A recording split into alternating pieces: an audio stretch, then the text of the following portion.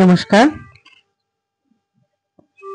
অনেকদিন পর আজকে আমি আবার ফিরে এসেছি ওয়েন্দ্রিলার গপ্পসাপ্প চ্যানেলটি নিয়ে। এই মাঝখান দিয়ে চলে গেছে অনেকটা সময়, কালী পুজো, ভাইফোঁটা, এখন ছট পুজো। আমাদের তো 12 মাসে 13 পার্বণ, তাই কিছু পার্বণে নিজে বাঙালি এবং হিন্দু হওয়ার দরুন ব্যস্ত হয়ে পড়ায় আমি নতুন গল্প নিয়ে আসতে পারিনি, তার জন্য আন্তরিকভাবে দুঃখিত।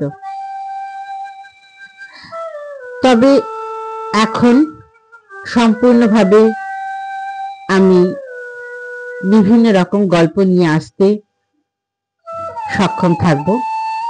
আশা করি আপনাদের বেশি অপেক্ষা আর করতে হবে না। তাহলে আর দেরি না করে আজকের গল্পে চলে আসি। আজকের গল্প শহীদ।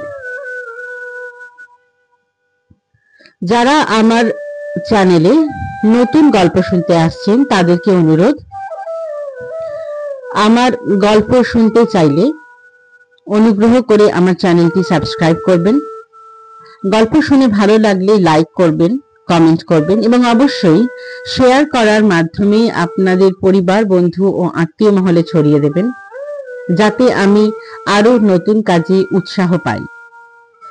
আর আমার যারা পুরনো শ্রোতা বন্ধু, যারা প্রতিনিয়ত আমাকে এইভাবে উৎসাহিত করে থাকেন, তাদের কাছে আমি আন্তরিকভাবে কৃতজ্ঞ।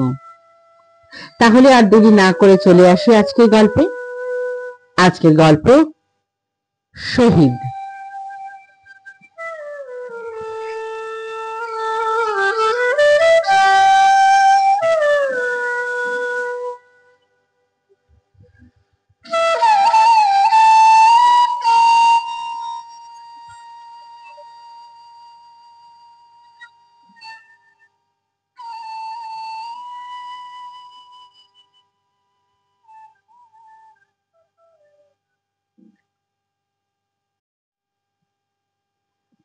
বাড়ি ফিরতে আজকে বেজে গেল রাত 9:30।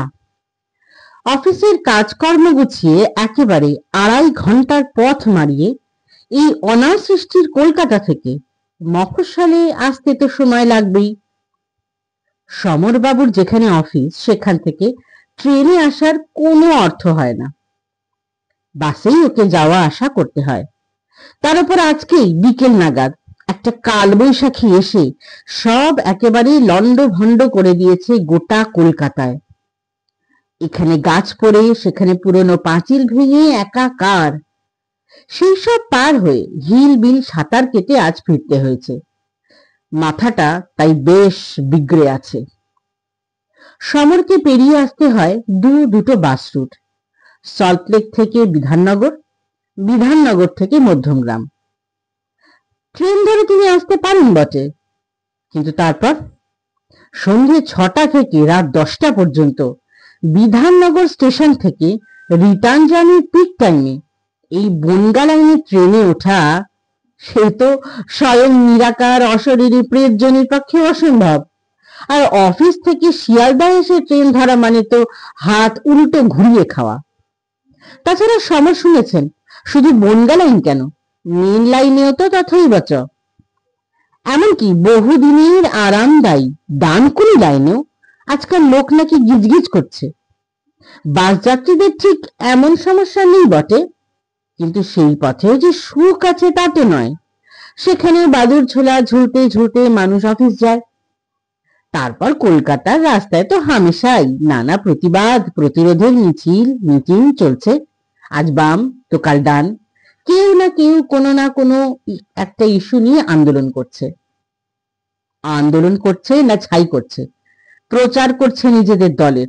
আমরা আছি, একেবারে ফুরিয়ে যায়নি, সব লন্ডভন্ড করে দিতে আমরাও কম যাই না, এসব তো দেখাতে হবে। ফলে বাস যাত্রীদের টাইম টেবিল মানতে না হলেও কলকাতার কমন এবং ক্রনিক ব্যারাম, যার নাম ট্রাফিক জ্যাম, সেটি আছে। কলকাতার রাস্তায় এই নগরীয় মহার্ঘটি যে কেন হয়, কখন কখন হয়, কি কি করলে দূর হয়, এটা দেবা না জানন্তি। বাস দাঁড়িয়ে আছে তো আছে, কুকু ছিক ছিক করে চলছে তো চলছে। ট্রেনের আর বাসের যাত্রীদের রোজকার এই যাতায়াতের বিষয়ে হেনস্থার যে একটা মৌলিক পার্থক্য আছে, সেটা অনুভব করতে পারেন না সমর সেনগুপ্ত। শুনতে পান অম্লান বাবুর কাছে। তবে সমরকে যেমন হাঁসফাঁস করতে হয় বাড়িতে এসে, আবার পাশের বাড়ির অম্লান বাবুও একই রকম ভাবে হাঁসফাঁস করেন বলেই তো তিনি জানেন। ট্রেনে নির্দিষ্ট টাইম চার্ট আছে। শুধু তাই নয়, অম্লান বাবুর বয়ানে জেনেছেন সমরবাবু ফেরার পথে দত্তপুকুর লোকাল আছে, বারাসাত আছে, আবার হাবড়া লোকালও আছে। এদের একটাতে উঠলে ত্রিভঙ্গ মুরারি হওয়া সামান্য পরিহার করা যায় বটে, দাঁড়িয়ে একটু নিঃশ্বাসও নেওয়া যায়, একটু তথাকথিত শান্তিতে বাড়ি ফেরা যায়। অন্যথায় এক যুদ্ধ, ওঠাতেও যুদ্ধ, নামাতেও যুদ্ধ। গ্রীষ্মের সকালে আর সন্ধ্যায় 30 ডিগ্রির ওপরে উত্তাপ আর 80% ওপরে জলীয় বাষ্প হলে তো প্রাণ ওষ্ঠাগত প্রায়। না পোষালে নেমে যাও, কিন্তু মানুষ নেমে যাবেই বা কোথায়? এইসব যুদ্ধ জিততে জিততে অনেকটা পথ পেরোতে পেরোতে সমর বাবু, অম্লান বাবু এবং আরো নানা বাবু দপ্তরে যান। সেখান থেকে ফেরেন, গলিত ঘর্ম হতে হতে ছুটে আসে নিজের নিজের পরিবারের কাছে একটু আদর, একটু যত্ন পেতে। যেটুকু সম্বল করে ফের পরের দিন আবার যুদ্ধ। জীবন ও জীবিকা রক্ষাতে নয়, যুদ্ধ। আজকে সমরবাবু ঘরে ঢুকে কপাল থেকে ঘাম মুছে বলেন, দীপ্তি, এক গ্লাস জল দাও তো। দীপ্তি নামক গৃহকর্ত্রীটির আজকে মুড একেবারে অফ। টেলিভিশনটা খুলে সে আজ কোনো মহামূল্য ধারাবাহিক দেখছে না। তাছাড়া তার কাছে এই এক গ্লাস জল দাও তো রোজকার বিষয়, গা সওয়া। বিয়ে হয়ে এসে থেকে তো আজ 22 বছর এমনটাই সে দেখে আসছে। নব্যবধূ হয়তো একটা সময় স্বামীর কপালের ঘাম আঁচল দিয়ে মুছিয়ে টুছিয়ে দিতেন, ক্লান্তি নাশও হতো হয়তো। কিন্তু আজ দীপ্তির মনে হয় এই আর নতুন কি, সেও প্রায় রোজকার রুটিনে ভারী মাজা সামলে হেলে দুলে, অথবা হাতে আটকে থাকা অন্য কোনো কাজ সামলে, কিংবা ভীষণ ইন্টারেস্টিং কোনো ধারাবাহিকের ইন্টারেস্টিং কোনো দৃশ্য শেষ করে বিজ্ঞাপনের বিরতি হলে একটু বিলম্ব করেই বোতল ভরে রাখা জল সশব্দে রাখে স্বামীর মুখের সামনে। আজও তার ব্যত্যয় হলো না। একটা বিরক্তি আর বিদ্রুপ ভরা দৃষ্টি স্ত্রী নামক নারীটির দিকে নিক্ষেপ করে সমরবাবু মরুভূমির বালির মতো বোতলের জলটা চোঁ চোঁ করে গলায় চালান করে দেন। আর তার সাথে যোগ করেন, একটা মানুষ বাড়ি এলে আগে তার সামনে এক গ্লাস জল তুলে ধরা আমাদের দেশের প্রাচীন রীতি গিন্নি।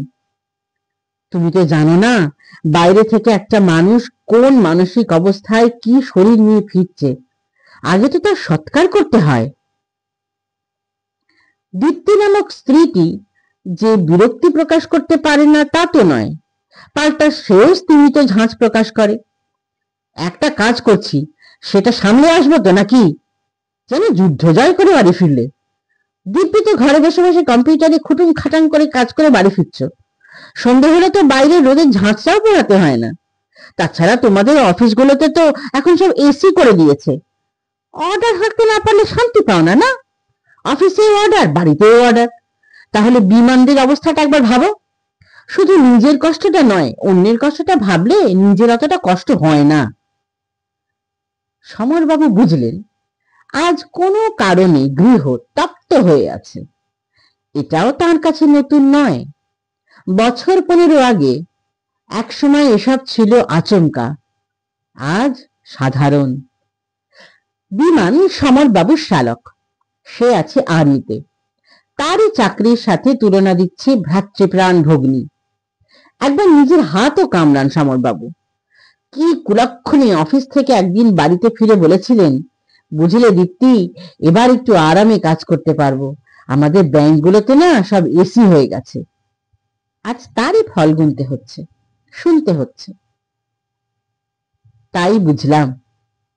এইটুকু বলে মোজা খুঁড়তে খুঁড়তে নিচু গলায় গুনগুন করলেন, मेरे वतन के लोगों जरा आंख में भर लो पानी। বিখ্যাত দেশাত্মবোধক গানের বাকি কথাগুলো মনে না পড়ায় ওইটুকু লালা দিয়ে ভরে জামা কাপড় বদলে সমর চলে যান বাথরুমে। সেখানে পুরসভার ধরে রাখা ঠান্ডা জলে এবং বেরিয়ে এসে পরে পিপারমিন্ট দেওয়া বডি টালকে স্নান করে যেই মাত্র 1 কাপ গরম চা হাতে এলো, তখনই সব অসন্তোষ চলে যেতে শুরু করলো। আসলে সংসারে যখন একজন জানা বা অজানা কোনো কারণে ক্ষুব্ধ থাকে, তখন অপরজনকে শান্ত থাকতে হয়। এই প্রবচন এই 22 বছরের গার্হস্থ্য জীবনে সমরবাবু পেয়েছেন। যখন একটু মাথাটা ঠান্ডা হয় তখন বলেন, একটা সত্যি কথা বলবে দীপ্তি, আজ বোধহয় বিমানের সেন্টিমেন্টাল ফোন টোন এসেছিল, তাই না? সেন্টিমেন্টাল মানে? ভুল শব্দ ব্যবহার করে ফেলেছেন বুঝেই জিভ কাটেন সমরবাবু। না, সেন্টিমেন্টাল মানে ওর জব হ্যাজার্ড নিয়ে কোনো? না, ওর ফোন আসেনি। ওরা সেই চাকরি করে না যে বাড়িতে ফোন করে কাঁদতে বসবে। বাড়ির খবর নেওয়া ওদের সার্ভিসে বিলাসিতা। আমি ফোন করেছিলাম। এবার বিরক্ত হন সমর। বলেন, তোমাদেরকে বলেছি ও যে চাকরি করে তাতে দুমদাম ফোন করতে নেই। তোমার আদরের ফোন ওর যে কোনো ক্ষতি করতে পারে। ওরা কখন কি অবস্থায় থাকে তুমি কি জানো? কি করব? টিভিতে হঠাৎ দেখলাম ওদের ওখানে নাকি বর্ডারের ওপার থেকে বিনা প্ররোচনায় গুলি চালিয়ে ওদের 5 জনকে মেরে দিয়েছে। তক্ষুনি ওদেরকে ছুটতে হয়েছে। তারপরে 2 ঘন্টা গুলি বিনিময় হয়েছে। কবে যে কি শুনবো কে জানে। মনটা কি কারো ঠিক থাকে? অন্য সময় হলে সমর সমবেদনা প্রকাশ হয়তো করতেন, আগেও করেছেন, কিন্তু আজ তারও মাথা গরম। তাই ক্ষোভ প্রকাশ করেই বললেন, তোমাদের দেখছি বলে হবে না, এক কান দিয়ে শোনো আর এক কান দিয়ে বের করে দাও। এই সময়টাতেই তো ফোন টোন একেবারে করতে নেই, পরে অবস্থা শান্ত হলেই জানতে হয়। অবশেষে নিজেকে সামলে নিয়ে স্ত্রীকে প্রবোধ দেন শ্যালকের জামাইবাবু। স্নেহ রসে আর্দ্র দীপ্তি বলে, তাহলেই বোঝো ভাইটা কোথায় পড়ে আছে। তোমরা তো ফুলের গায়ে মূর্ছা যাও। ওখানে টেম্পারেচার জানো 55 ছাড়িয়ে গেছে। তার মধ্যে ওই ধরা চুরো পড়ে ওদেরকে ডিউটি করতে হয়। সমর ভাবেন, না, এবার তো থামাতেই হচ্ছে, তা নয় তো আজ সারা রাত এইসব বিলাপ আর ফ্যাঁচ ফ্যাঁচ কান্না শুনতে হবে। নৈশাহারটাও মাটি হবে। তাই বলতেই হলো, তা কি করবে বলো, এটা তো ওর ডিউটি। এটা জেনেই তো ও আর্মিতে জয়েন করেছে। বাড়ির কারোর কোনো আপত্তিও শোনেনি। তাছাড়া বিমানের তো তেমন লেখাপড়াটা হলো না। কে দেবে ওকে চাকরি? কি চাকরি দেবে? চাপরাশি? তাতেও তো আজ গ্রাজুয়েট ছেলে মেয়ে লাইন দিয়েছে। ওর তো কোনো অফিসিয়াল এলিজিবিলিটিও নেই। এটাই তো ওদেরকে করতে হবে। ওকে মিউনিসিপ্যালিটি চেয়ারম্যানের চেয়ারটাতে বসিয়ে দিলে ও কি পারবে সামলাতে? এইবার বিতর্কে আবার ফেটে পড়ে দীপ্তি। তা পারুক না পারুক, কিন্তু ওদের কাজটা তো দেখবে, সেটা তো মাথায় রাখবে। খালি আমি মরে গেলাম, আমি জ্বলে গেলাম করলে হবে? ওদেরকে যে প্রাণ হাতে করে চাকরি করতে হয় সেটা তো মানবে নাকি? কে অস্বীকার করছে বলতো? কিন্তু তুমি কি এটা মানছো যে প্রাণ হাতে করে আমরাও বাড়ির বাইরে যাই? তুমি কি নিশ্চিত যে তোমার স্বামী যে ডালের জল আর ঘরে পাতা টক দই দিয়ে ভাত খেয়ে ঢেকুর তুলতে তুলতে অফিস যাত্রা করলো, সে ঠিকঠাক বাড়ি ফিরবে কিনা? যুদ্ধ শুধু বর্ডারে ঘটছে না দীপ্তি, আজ সর্বত্র যুদ্ধ চলছে। সবাই যুদ্ধ করছে, তাদের সকলের হাতে অস্ত্র থাক বা না থাক। তোমাকে কোন প্রাণ হাতে করে যুদ্ধ করতে হয় বলো তো? একবার মন্দিরের কথা ভেবেছো? মেয়েটা বিয়ে করে অবধি দুশ্চিন্তায় একটা রাত ভালো করে ঘুমোতে পারে না। আর্মিতে যারা আছে তাদের বাড়ির মানুষদেরকে ছেলে মেয়ের হাত ধরে অসহায় ভাবে প্রহর গুনতে হয় কবে মানুষটা বাড়ি ফিরবে। মন্দিরা হলো সমরের শালক পত্নী। তাই সমর শুধু মৃদু হেসে বলেন, সেটা তো জানি, কিন্তু তুমি জানো না, তাই এমনটা বলছো দীপ্তি।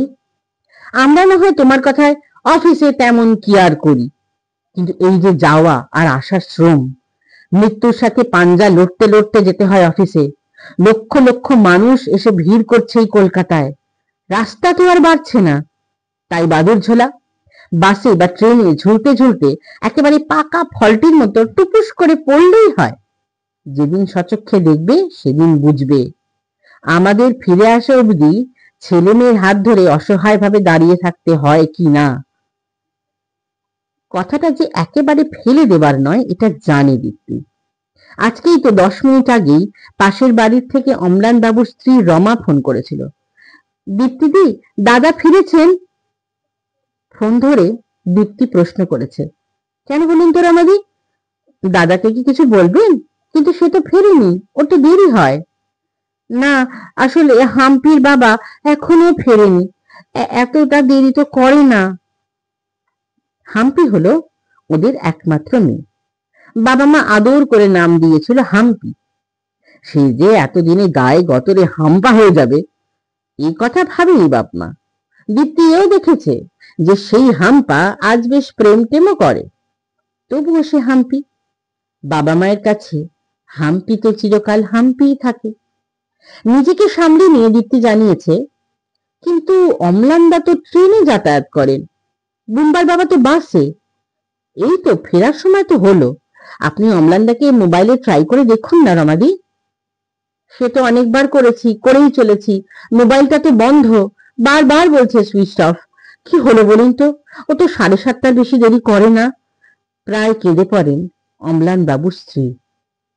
প্রবোধ দিয়ে দীপ্তি বলে, এতটা ভাববেন না রমাদি, হয়তো মোবাইলটা চার্জ ফুরিয়ে গেছে, ওদিকে কোনো কারণে ট্রেনের গন্ডগোলও তো হতে পারে, আজকে বিকেলে একটা ঝড় হলো না। কিন্তু এখন স্বামীর সাথে এই বাগযুদ্ধে দীপ্তি পরাজয় মানবার নয়, সে পাল্টা আক্রমণ করে। তোমাদের যুদ্ধ তো পেটের তাগিদে, নিজের জন্য, ওদেরকে লড়তে হয় দেশের জন্য। তুমি আমি এই যে চা খেতে খেতে শখের যুদ্ধ করছি, তা হচ্ছে ওরা আছে বলেই। শান্তিতে তুমি আমি যে ঘরে ঘুমাই, তা ওরা আছে বলেই। আমাদের গায়ে যে কুটোর আঁচড়টি লাগছে না, তাও ওরা আছে বলেই। চা খাওয়া হয়ে গেলে কাপটাকে একটা বিদ্রুপাত্মক ভঙ্গিতে টেবিলের ওপর রেখে সমর নতুন করে সমরে নামেন। ওইসব কথা বলতে হয় গিন্নি, ওইসব কথা বইতে লিখতে হয়। আসলে ওর সবটা সত্যি নয়, সকলেই পেটের তাগিদেই জীবিকা গ্রহণ করে, সকলে, ওরাও আমরাও। কেউই খয়রাত করার জন্য কাজে যোগ দেয় না। মন্ত্রী শান্ত্রী সৈন্য কেউ খয়রাত করে না। রাজনীতি করাও বর্তমানে একটা ক্যারিয়ার, সবাই জীবিকা অর্জন করে। যাদের অন্য জীবিকায় যাওয়ার এলিজিবিলিটি থাকে না, অথবা যৌবনের আগুনে হাতে একটিবার মেশিন গান জাতীয় আগ্নেয়াস্ত্র নেবার জন্য স্বাদ জাগে, তারা যায় আর্মিতে, কিন্তু স্থান হয় নিচু পোস্টে। আর উঁচু পোস্ট, সে তো আরাম আয়েশ করার চাকরি, মুখেই দেশ সেবা। তাছাড়া ডিফেন্সে দুর্নীতি জানো গিন্নি, দেশ সেবা করতে হলে আর্মিতে যেতে হয় না, আরো হাজারো ক্ষেত্র আছে যাতে রক্তপাত না করে মানুষের সেবা করা যায়। অস্ত্র মানেই তো রক্তপাত, হত্যা। যে কোনো মহান কাজের অজুহাতেই অস্ত্র হাতে নাও না কেন, তার ফল কিন্তু মহান হতে পারে না। স্ত্রী অশিক্ষিতা নয়, তাই স্বামীর যুক্তি সে বোঝে। এমন স্বামীর এমন কঠোর যুক্তিতে মোক্ষম কোনো উত্তর দিতে না পেরে আর তার রাগ সামলাতে না পেরে দীপ্তি রান্নাঘরের দিকে কোমর ঘোরায়, কিন্তু সমর পেছন ছাড়ে না। ধাওয়া করে গিয়ে শুনিয়ে দেয়, দেখো আমরাও আমাদের জীবিকাতে মানুষেরই সেবা করি, এত মানুষের হাড় ভাঙা পরিশ্রমের টাকা তারা আমাদের হাতে গচ্ছিত রেখে সুখে দিন কাটায়। এই অর্থকে তো আমাদেরকেই রক্ষা করতে হয়, একটু অসাবধান হলে আমাদেরকেই গুনেগার দিতে হয়। এটা কি কোনো দেশ সেবাই নয়, নাকি বন্দুকের মুখে দাঁড়ানোটাই শেষ কথা? তাছাড়া বড় মুখ করে ভাইয়ের খবর তো নিলে, খবরে কি এটা দেখলে যে আজ পার্ক স্ট্রিটে একটা মোটর সাইকেলের মধ্যে রাখা বোমা এক্সপ্লোড করেছে? আর তাতে অফিস ফেরতা অন্তত 50 জন নিরীহ সাধারণ চাকরিজীবী মানুষ মারা গেছে। এমনকি তাদেরকে হাসপাতালে নিয়ে ছুটেছে আরো অজানা অচেনা মানুষ। ওদের হাতে কিন্তু আত্মরক্ষার মতো কোনো আগ্নেয়াস্ত্র ছিল না দীপ্তি। তারা কেউই শত্রু নিধন করতে বাড়ি থেকে বের হয়নি, কিন্তু মরেছে, জঙ্গি হোক বা বিদেশি হোক। তাদের আক্রমণে তোমার ভাইয়েরা শুধু মরে না, কিন্তু আমাদেরকেও মরতে হয়।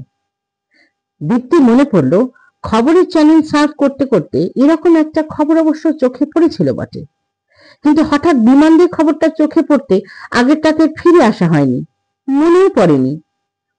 সেখানে তো ওর নিজের কোনো আপনজন নেই। এক্ষুনি সমরের কথা শুনে ওই খবরের কথা মনে পড়ল বটে। এদিকে বুম্বা অর্থাৎ সমর বাবুর ছেলে গ্রাজুয়েশন করেছে।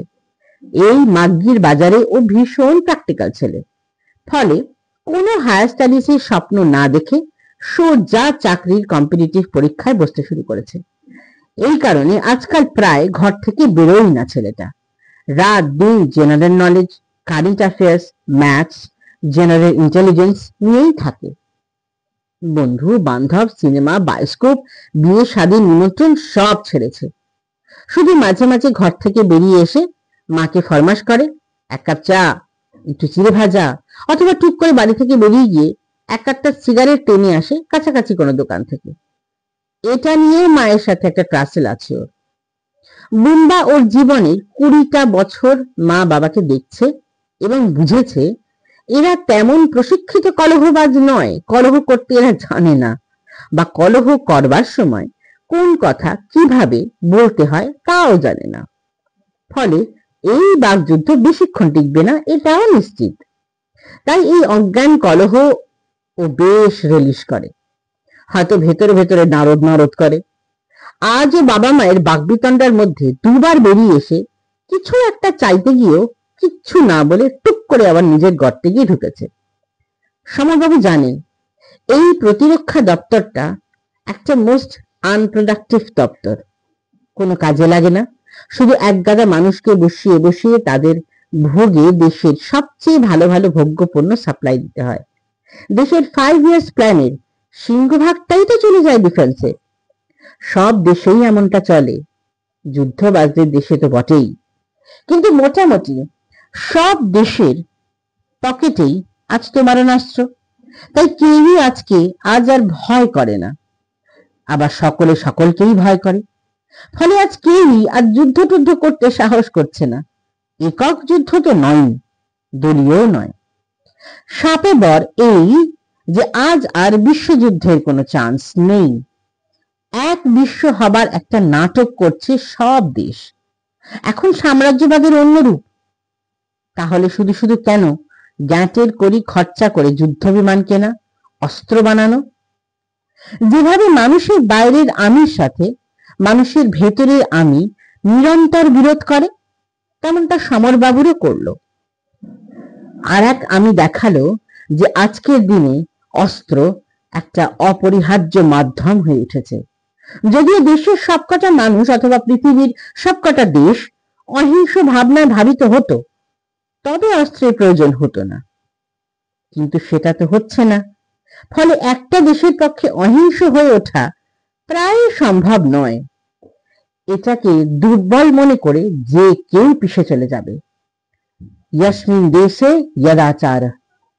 কিন্তু তবুও তো একটা সংস্কারের মতো, একটা প্রথার মতো দেশের আর্মিকে কখনোই দেশপ্রেমের পরাকাষ্ঠা বলে মেনে নেওয়া যায় না।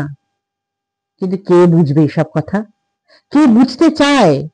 আজ পর্যন্ত ইতিহাসে যে কটা যুদ্ধ ঘটেছে তার একটাও যে মানুষের বা দেশবাসীর মঙ্গলে ঘটেনি, দেশের কল্যাণে ঘটেনি। এসব কি এরা বুঝবে? বুঝবে যে কিছু মানুষ তাদের ইগো আর তাদের আগ্রাসী মনোভাব, তাদের মানসিক বিকৃতিকে চরিতার্থ করার জন্য যুদ্ধে লিপ্ত করেছে গোটা দেশকে। রামায়ণের রাবণ থেকে হিটলার অব্দি। তা নয় তো যে জার্মানিকে হিটলার তার প্রেমিকার মতো ভালোবাসত, তাকে ফুয়েরার আখ্যা কেন পেতে হয়? কিন্তু কেউ একথা বুঝবে না। এটা প্রচলিত বিশ্বাস, আর্মি দেশকে রক্ষা করছে। যেন বারবার সাধারণ মানুষকে বুঝিয়ে দেওয়া হচ্ছে তোমাদেরকে আরামে আয়েসে নিরাপদে পালন করা হচ্ছে, তোমাদের সুরক্ষার জন্যই ওদেরকে আত্মবলিদান দিতে হচ্ছে, ওদের জন্যই গান লেখা হয়, কবিতা লেখা হয়। কিন্তু এসব তো আর দীপ্তিকে বোঝানো যাবে না, এসব গভীর ব্যাপার। তাই ও যতটুকু বোঝে ততটুকু দিয়ে ওকে বোঝানো। এইসব কথা ভাবতে ভাবতে সবে টিভিটা খুলেছেন, খবরটা একটু চোখ বুলিয়ে নেবেন। হঠাৎ দরজা খোলা পেয়ে সন্ত্রস্ত অবস্থায় ঢুকে আসেন অম্লান বাবুর স্ত্রী। তার সর্বসময়ের জন্য সর্বজনবিদিত কায়দা করা বসন, বিশ্বস্ত কেয়ারি করা কেশনাশী হুড়োনেরা কোন রকমে জানায়, দাদা একবার আমার সাথে আপনাকে যে বেরোতে হবে। বেরোতে হবে? এখন? কেন, কি হয়েছে?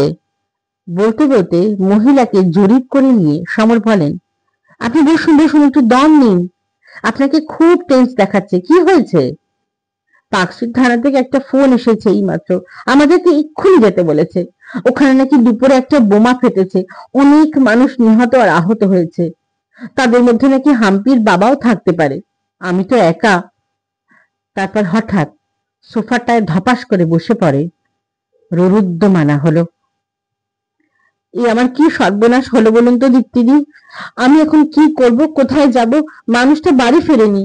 আমি এর আগেও দিদির কাছে খোঁজ নিয়েছিলাম, দাদা আপনি ফিরেছেন কিনা। কিংকর্তব্য বিমূঢ় হয়ে সমরবাবু প্রবোধ দেন, আপনি প্লিজ উতলা হবেন না, থানা থেকে তো এমনটা বলেনি যে অম্লান বাবুও একজন ভিকটিম। না হতেই তো পারে। চলুন, আমি আর বিম্বা আপনার সাথে যাচ্ছি, কোনো চিন্তা করবেন না, আমরা আছি তো। হাম্পিকে আমাদের বাড়িতে রেখে চলুন, ওর এতটা যাবার কোনো দরকার নেই। কথা কটা বলেই সমরবাবু নিজের ছেলেকে একটা ট্যাক্সি ডেকে আনতে আদেশ জারি করেন। তারপর নিজে তাড়াতাড়ি বাড়িতে পরা পায়জামাটা বদলে বাইরের মতো একটা পোশাক পরে ফেলেন। 5টা প্যান্টের পকেটে গুঁজতে গুঁজতে ঊর্ধ্বশ্বাসে বেরিয়ে যাবার মুখে তার একবার মনে হলো নিজের স্ত্রীকে একটা কথা বলে যান।